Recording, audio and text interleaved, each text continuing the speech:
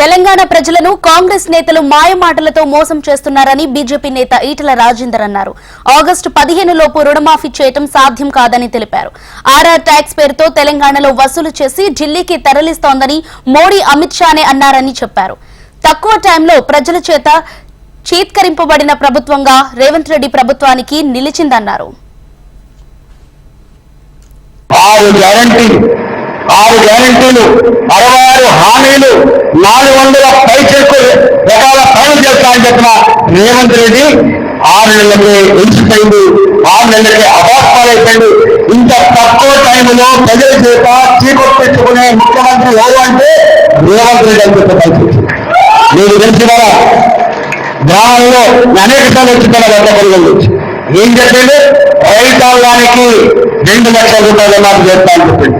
ఆయన చెప్పిన ఈ జైలు సంబంధించి కూడా కాదు రేవంత్ రెడ్డి, నువ్వు తెలిసి చేస్తున్నావా ఈ సమస్య తెలియక చేస్తున్నావు అని చెప్పి అడిగిన, కానీ ఆయన పట్టించుకోలేదు.